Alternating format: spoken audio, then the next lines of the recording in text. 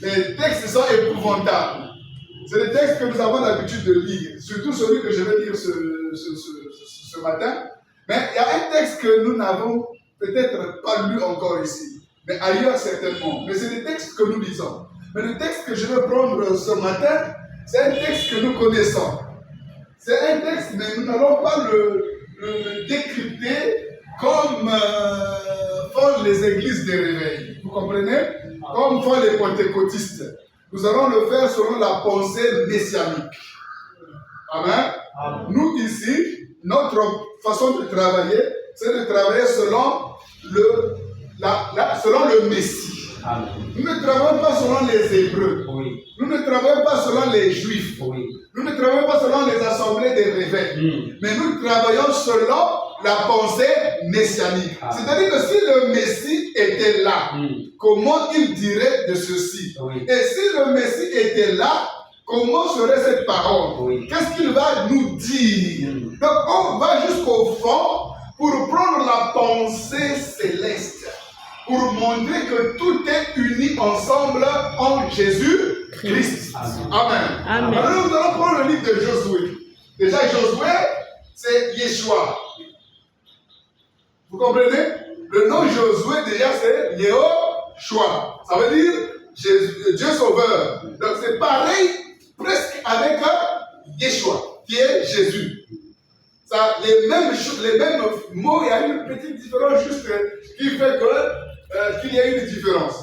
Alors, donc nous allons prendre Josué au chapitre 2 et nous allons lire l'histoire de Rahab la prostituée. Je sais que vous connaissez cette histoire pour les lecteurs de la Bible. Alors, il est écrit, Josué, fils de Nun, fit partir secrètement de Sittim 2 espions. Déjà, rien que cette phrase, nous pouvons y rester, y demeurer d'éternité en éternité sans en toucher le fond. Parce que c'est la pensée de Dieu. Regardez, on dit Josué, parce que là, s'il faut interpréter déjà selon la pensée messianique, nous avons Josué qui représente le Christ, qui est le symbole de celui qui fait rentrer les gens dans la terre promise, qui est l'Esprit, qui est le Christ lui-même. Vous comprenez? Donc, rien que là, on peut y rester creuser. Alors, donc, la vérité, c'est quoi? Josué, fils de Nun, nous dit, le mot Nun, en hébreu veut dire poisson. Voilà encore quelque chose qui dépasse notre entendement. On nous dit Josué, fils du poisson. Nun veut dire poisson. Le mot Nun veut dire poisson. C'est-à-dire que son père s'appelait Poisson. C'était son nom. Alors, pourquoi la Bible a-t-il permis que son nom soit cité? Certainement, il y a un but. Parce que Dieu ne met rien sans un but. S'il a dit que Josué était fils de Nun, ça veut dire que Josué avait la nature poisson. Vous comprenez? C'est une nature. Tout comme Moïse, quand il est parti à Madian, il a pris une femme. La femme que Moïse avait prise s'appelait Tsipora. Or, Tsipora, en hébreu, veut dire l'oiseau. Ça veut dire que cette femme avait un caractère volatile. Cette femme était oiseau. Et donc, Moïse tirait de l'eau. Donc, Moïse est eau. Vous comprenez? Parce que c'est ce que ça veut dire Moïse, tirer de l'eau. Donc, ça veut dire il est comme poisson, si vous voulez.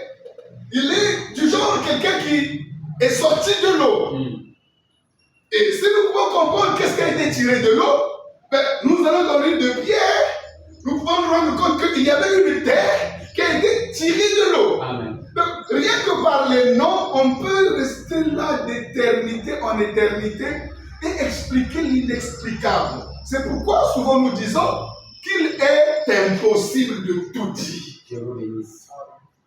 Impossible de tout expliquer. Chaque mot a une hauteur, une profondeur, une longueur et une largeur. Et si nous rentrons donc dans le poids des mots, on ne peut pas aller loin. Rien qu'on dit Moïse tirait de l'eau, On peut y rester là. Oui. On va repartir au commencement parce qu'au commencement, Dieu a tiré la terre de l'eau. Oui. Donc, la terre peut être appelée Moshe. Oui, je vous bénisse. Juste. C'est ça. Est-ce que vous comprenez? Parce que c'est elle qui a été tirée de l'eau. Absolument. Donc, il y a des choses comme ça. Et comme ici, nous avons Josué, fils de Nun. Tout comme Jonas, fils de... on dit quoi? Quel est ce prophète? Jonas, fils de... On est parti. Mais Jonas, par exemple, en hébreu, c'est Yona, qui veut dire la colombe. Fils de la vérité, voilà. Le nom de son père, là, voulait dire la vérité. Enfin, quelque chose de comme ça. Et donc, vous allez comprendre que chaque nom, chaque prophète, ou chaque situation dans laquelle Dieu a placé les hommes, il y a une explication pour tout et il y a un pourquoi pour tout. Oui. Et donc, si nous pouvons prendre le pourquoi de chaque chose, nous rentrerons toujours dans les profondeurs des profondeurs que l'humain ou le commun des mortels n'arrive pas à toucher. Donc, comment je vois les gens qui critiquent même la Bible là, qui critiquent même, qui voient des contradictions bêtes là, je les trouve insensés. C'est-à-dire des gens qui ne comprennent rien, Amen. soit que c'est des petits français, qui ne comprennent pas les profondeurs des choses. Parce que dans Dieu, il y a des profondeurs. Amen. Il y a des hauteurs. Il est écrit que notre cerveau ne peut pas contenir la connaissance de Dieu. Amen. Est-ce que vous comprenez? Ces voix sont au-dessus de nos voix. Amen.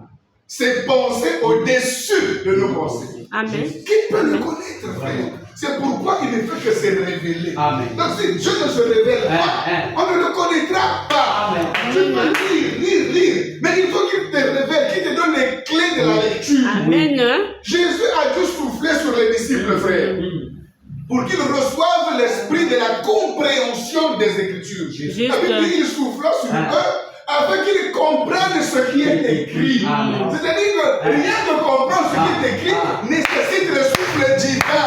Le roi à Kodesh doit venir sur toi pour comprendre ce qui est écrit. Juste. Donc ça ne s'apprend pas à l'école. Juste. Ce n'est pas un institut biblique qui va te faire apprendre ça. Il faut que Dieu lui-même vienne. C'est pourquoi les églises ont des problèmes, les pasteurs ont des problèmes, il n'y a plus de puissance, ils sont obligés de toucher à la magie, de toucher à l'exotérisme, à l'animisme. Voyez-vous, ils repartent dans les traditions, ils consultent les catcheurs, ça est là pour avoir quelque force. Parce que la vraie force ne vient qu'au dévoilement de l'esprit. Il faut que l'esprit vienne sur toi, il t'ouvre les yeux et il te montre la puissance, la profondeur, la hauteur. Voyez-vous, la sagesse de Dieu cachée, infinie cachée. Absolument. Rien que par là, frère, vous voyez, on peut s'arrêter là. Oui. Juste. On peut s'arrêter là, c'est tellement bénissant, c'est tellement merveilleux. Je suis tout excité, frère. Vous voyez, je ne fais que commencer, mais je suis tout excité de comprendre comment Dieu a caché les choses. Amen. A caché les choses, frère. Les choses qui nous dépassent au loin. Donc, si on n'a pas l'esprit, on ne comprendra pas. Amen. C'est difficile, frère. C'est pourquoi toutefois, nous nous recommandons à Dieu. Et nous vous demandons de prier pour nous, afin que nous puissions voir comme il faut voir. Et que nous puissions prêcher selon la vérité. Parce que nombreux ont bien commencé, ont mal fini. Juste. Le réveil dans cette nation Congo, ça avait bien commencé. Mais voilà où nous en sommes. Tout n'est que contusion et blessure. Il n'y a plus rien. Il n'y a plus rien, c'est des organisations. C'est les gens qui cherchent, qui travaillent pour le ventre. Il n'y a plus rien du tout. Personne ne travaille pour le ciel. Pourquoi? C'est parce que les gens ils n'ont pas pu conserver l'esprit pour aller à la rencontre du Seigneur. Amen.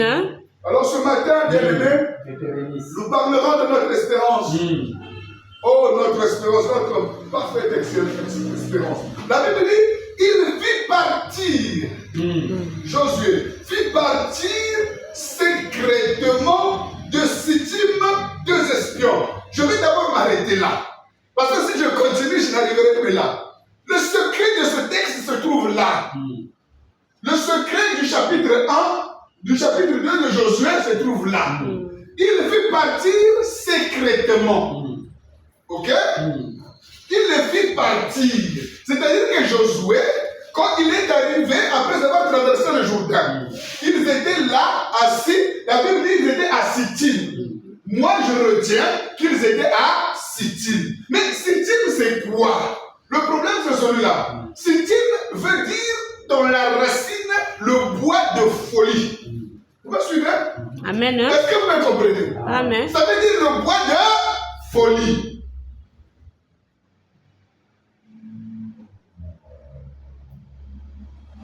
Ça, c'est ce que veut dire le mot Sittim. Si cela veut dire le mot Sittim, alors, essayons de regarder. L'étymologie du mot Sittim dans d'autres versions, c'est acacia. Or, la Bible dit, Dieu demanda à Israël dans le désert de faire l'arche selon le bois de... Voilà, selon le bois de folie. Mettons le mot de bois de folie. Donc, on veut dire que l'arche était fait à base d'un bois de folie.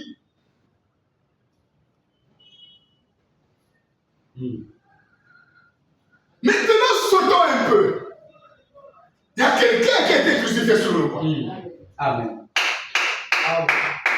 N'est-ce pas? Jésus a été crucifié sur le bois. Mais qu'est-ce que dit l'évangile de cette crucifixion? La croix est une folie. Voilà. Vous avez compris? Amen. Amen. Tout Josué prend les espions dès la croix. Oui. Vous comprenez tout? De quoi il fait l'arche? Dès la croix. Oui. Le bois de folie.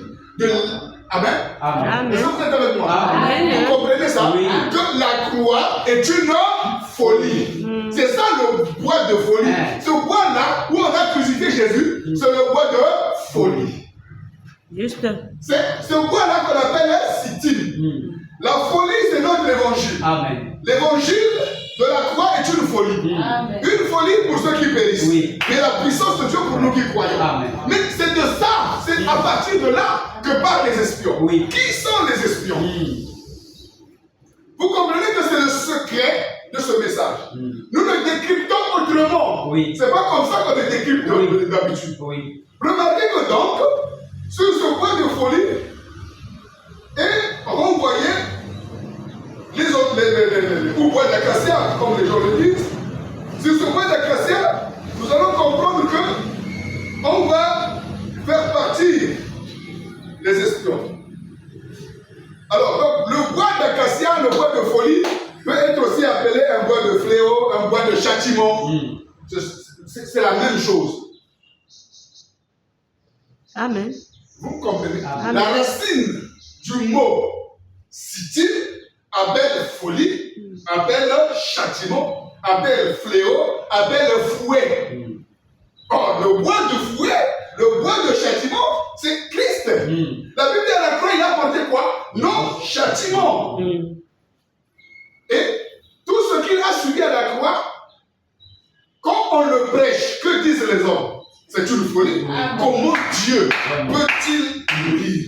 Comment Dieu peut-il être fouetté? Comment Dieu peut-il être châtié? Mais ils ne comprennent pas que ce n'est pas Dieu qui est châtié. C'est le Fils qui a été châtié. Mais pourquoi a-t-il châtié? Parce qu'il voulait envoyer des espions. Mais les espions là, c'est pourquoi? C'est pour aller sauver Rahab. Mais non, que veut dire Rahab?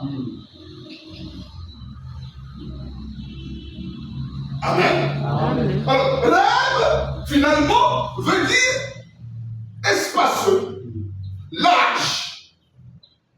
Vous comprenez? Ça veut dire large, spacieux. C'est ça, Rahab. C'est-à-dire, quand Pierre reçoit l'Esprit, il dit une chose. Qu'est-ce qu'il dit?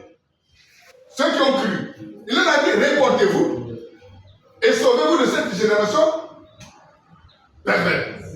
Il dit, soyez baptisés et recevez le Saint-Esprit. Car la promesse est pour tous. Large. Et pour ceux qui sont au loin, c'est spacieux. En au plus grand nombre que l'Éternel lui-même les a tués. Donc la parole doit aller dans le temps et dans l'espace. Amen. L'évangile va aller dans le temps et dans l'espace. Amen. C'est le travail de Josué. Matthieu chapitre 28. qu'est-ce qu'il dit? Quand ils le virent, ils l'adorèrent. Les disciples, là, ils virent Jésus et ils l'adorèrent. Les 11. Mais quelques-uns eurent des doutes. Jésus s'approcha et leur dit, ainsi tout pouvoir m'a été donné dans le ciel et sur la terre. Allez! Oui. Il les envoie. Il envoie ses espions. Oui. Vous suivez? Oui. Est-ce que vous suivez avec moi? Amen. Au moins, il envoie les espions comme Josué le fait ici. Oui. C'est-à-dire que c'était lui le véritable Josué. Oui. Le voilà. Allez, faites de toutes les nations, dans le temps et dans l'espace. Donc, faites de Rahab, Oui.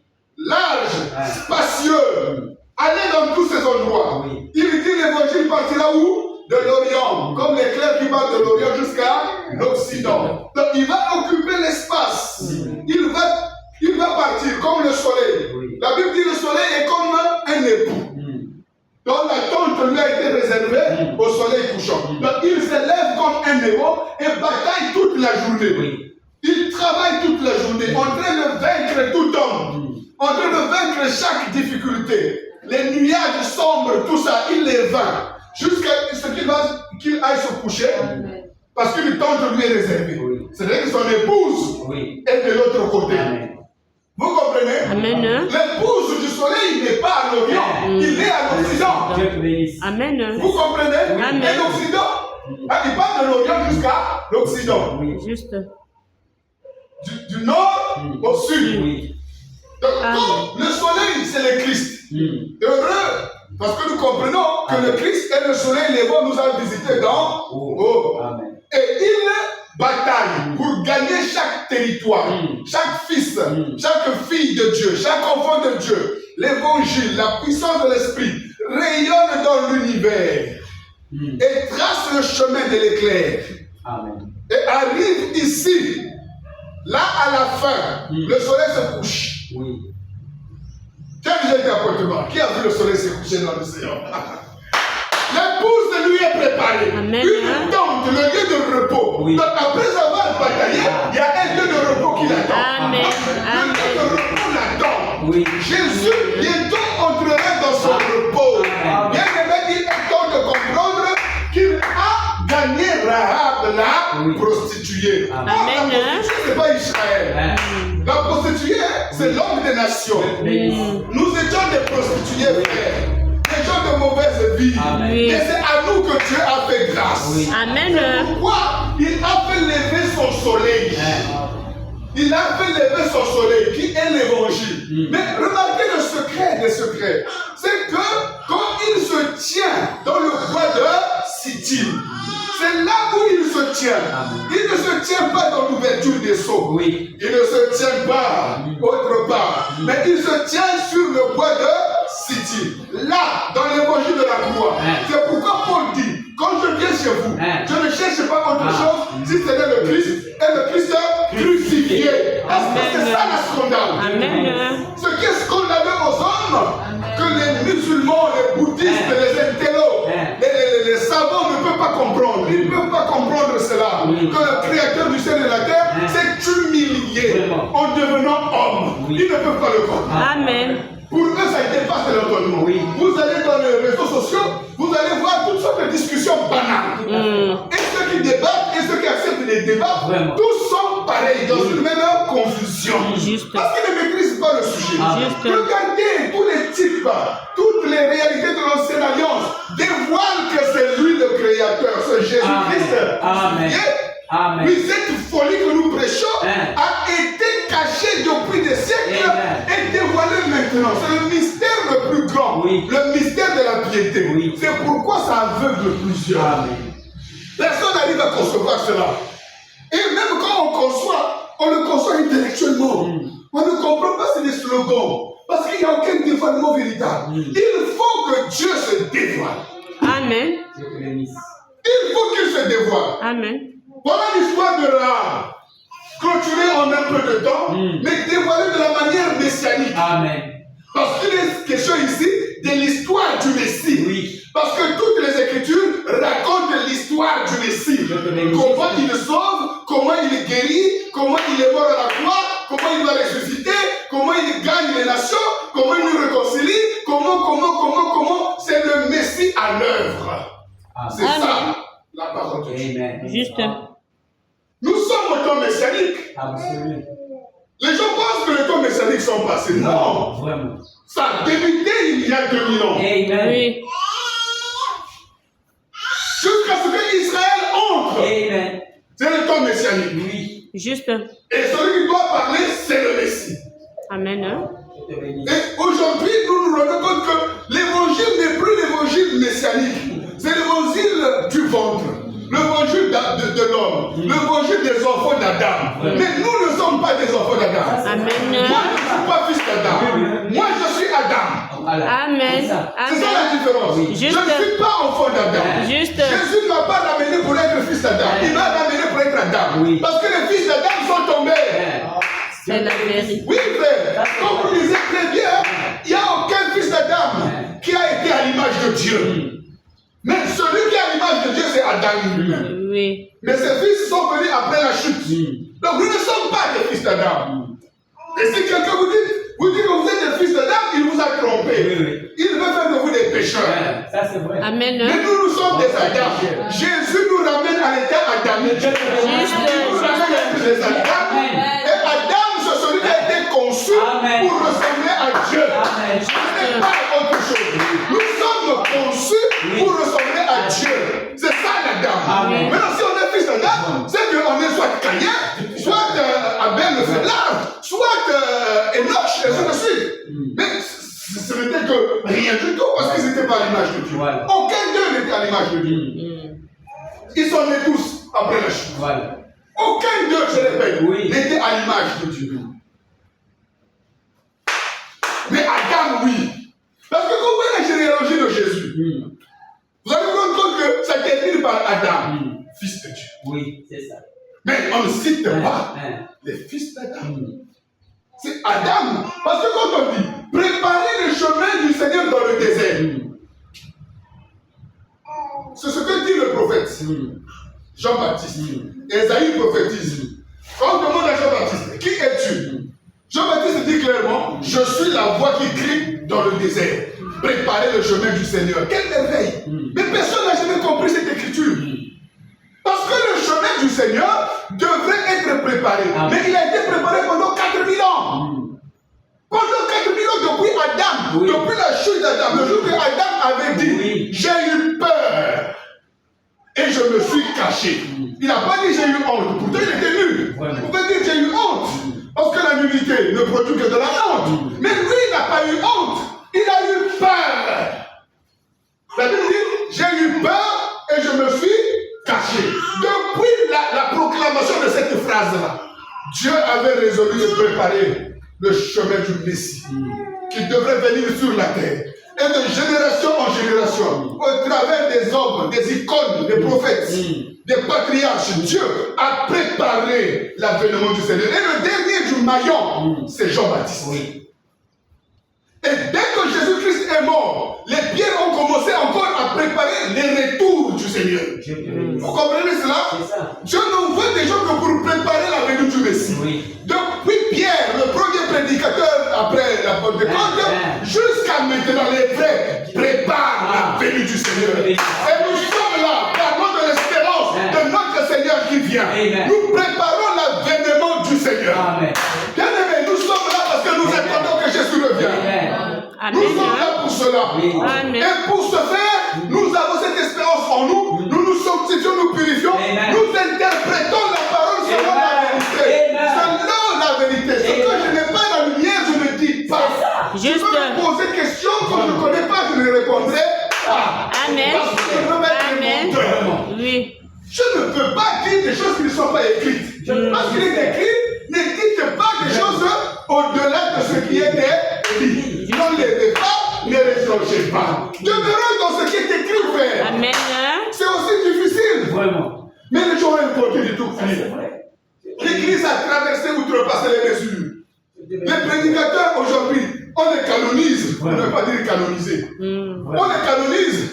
Toutes les cérémonies juste pour consacrer. Non, mais c'est pas à moi de consacrer un pasteur ou un ministre. C'est pas à moi. Moi, je reconnais. C'est Dieu qui donne le ministère. Moi, j'écoute. Je regarde. J'observe.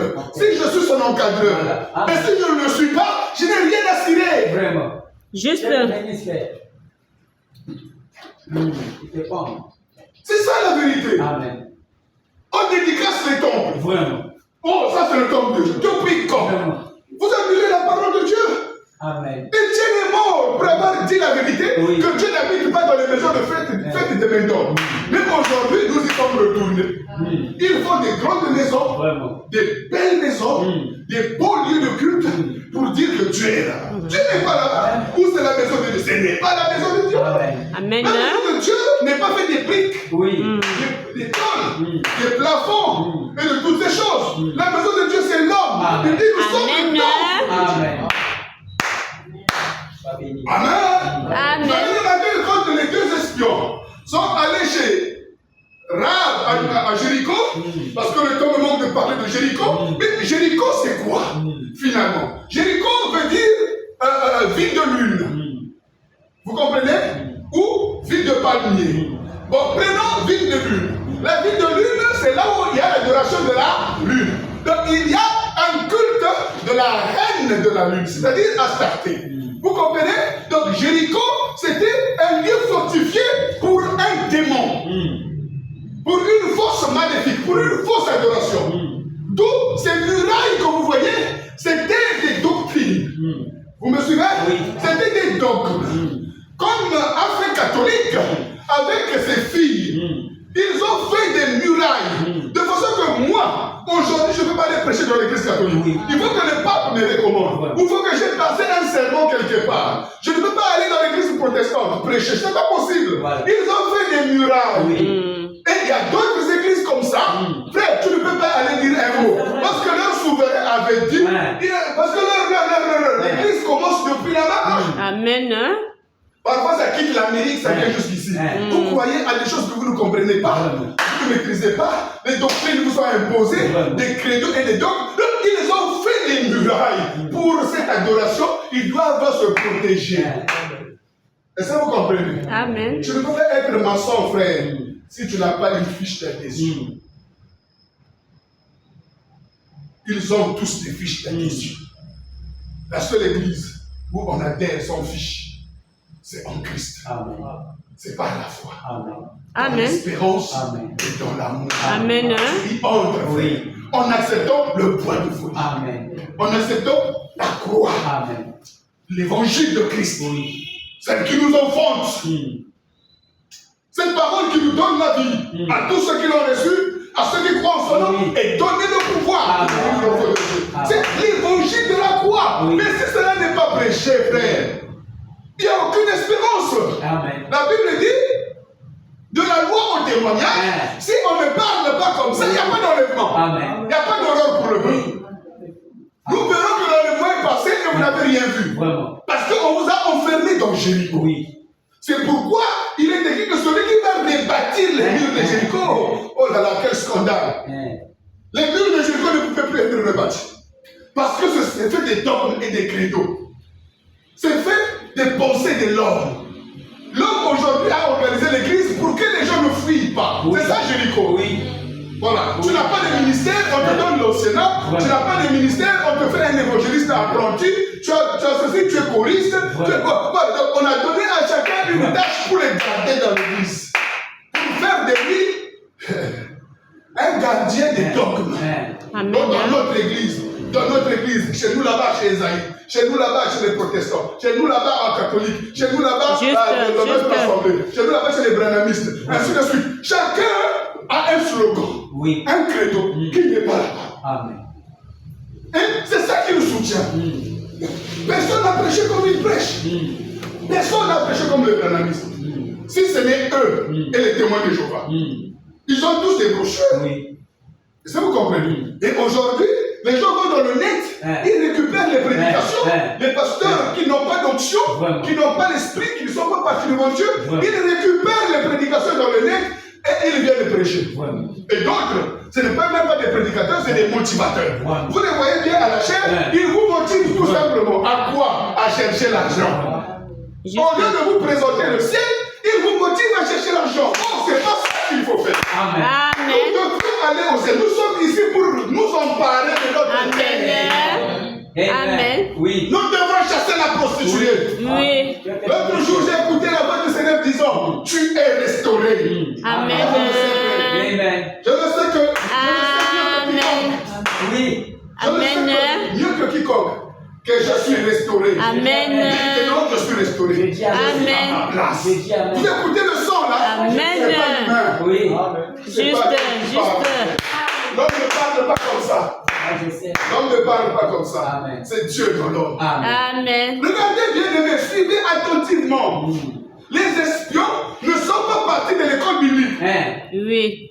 Ils sont partis de Sittim. Oui. Mm.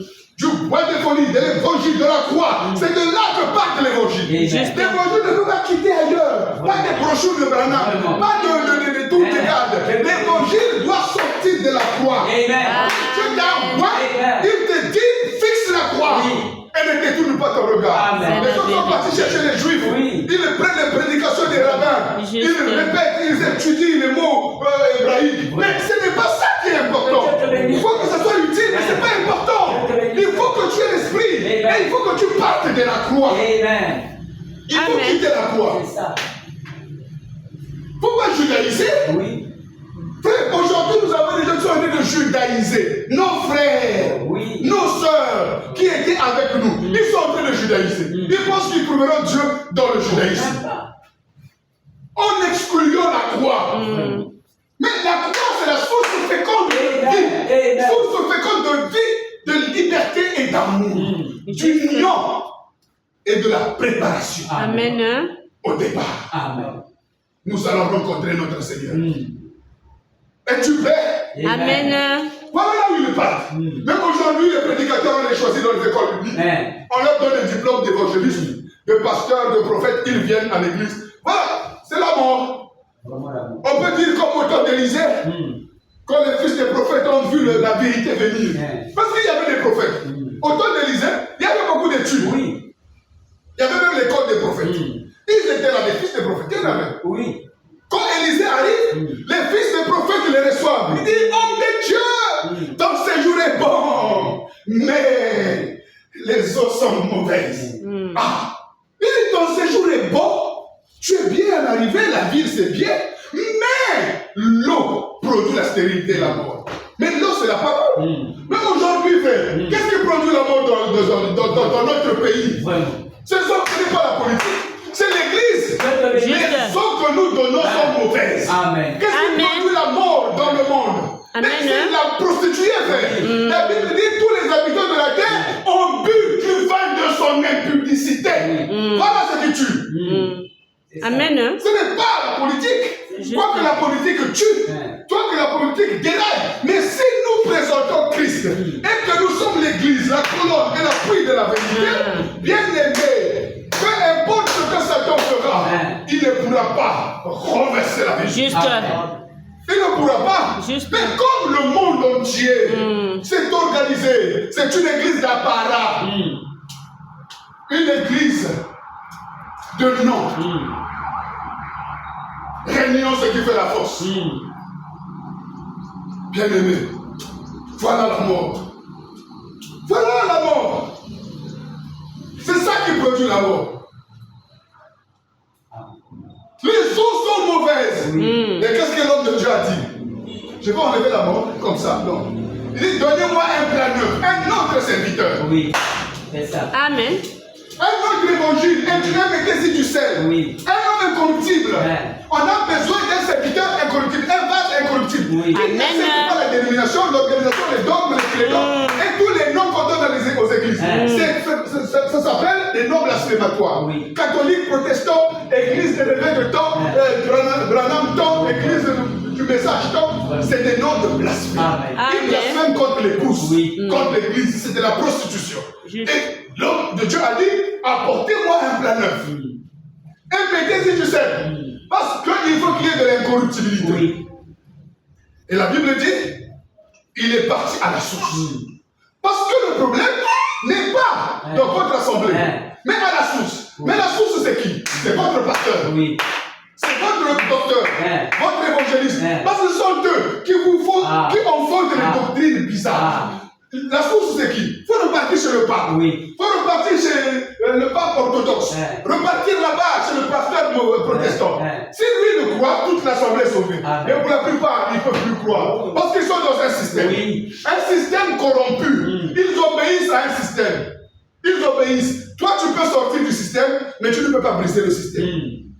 Amen. C'est ça le problème. Tu peux sortir du système de la maçon, mais tu ne peux pas briser la maçonnerie. Tu peux sortir du système des églises, mais tu ne peux pas briser ce système. Parce qu'il y a quelqu'un qui est réservé pour briser ça. Il s'appelle la bête. Entre eux. Et la Bible dit la femme monte la bête. La femme montait une bête. Et 40. Mais c'est cette même bête qui va détruire le système. Juste. De la femme. C'est ça. C'est ça le problème. Le système va être brisé. Mais pas de non, toi. C'est pourquoi on parle aux individus. Jésus dit, je me tiens à la porte et je frappe. Si quelqu'un entend ma voix et écoute, qu'il ouvre la porte, j'entrerai chez lui, pas dans votre assemblée. Il n'a plus rien à voir avec vos églises. Il va sortir parce que ça n'a pas débuté par la foi. Votre église a débuté par une division. Juste. Toutes les églises qui ont commencé par une séparation, par une division, sont du diable. Ça, c'est vrai. L'église commence pas par les divisions. L'église commence par l'évangélisation.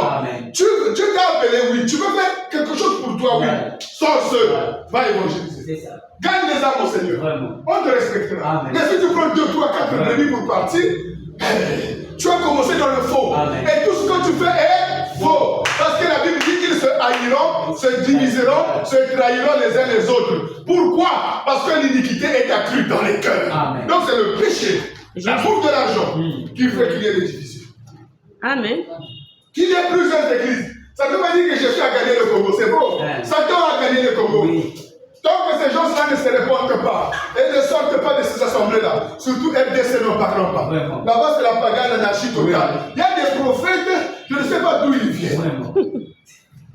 Ils ne nous annoncent pas dans quel temps nous sommes. Ils ne nous expliquent pas la parole. Ils sont là à annoncer les slips des femmes. Tu as porté tel slip de telle couleur. Ton oncle, il était comme ceci. Mais ça, on n'en a pas besoin. Hein? Je vois que Dieu va venir aussi à Paris. Frère, ça, on n'en a pas besoin.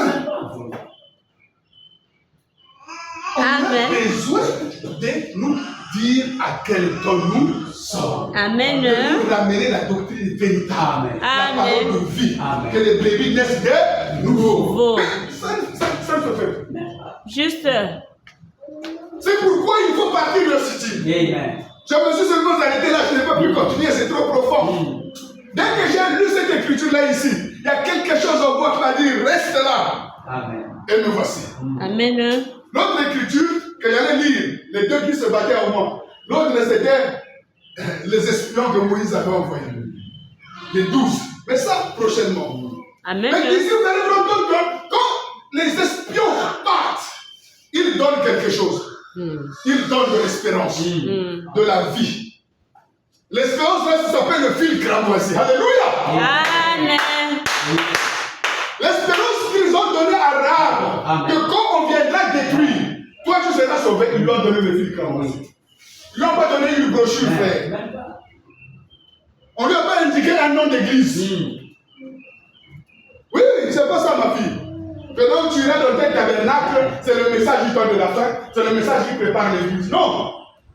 On lui a donné le fil cramoisi. Et le fil cramoisi, c'est le signe, c'est la marque qui prouve que tu es né de nouveau, que tu es rempli de l'esprit.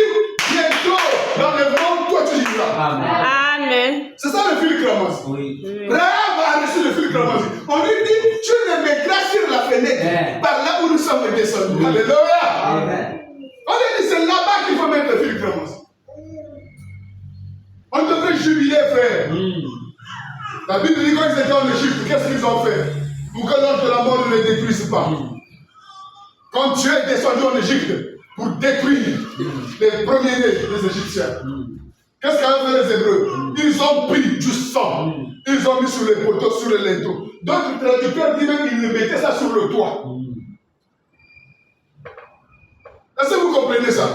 C'est-à-dire que la seule chose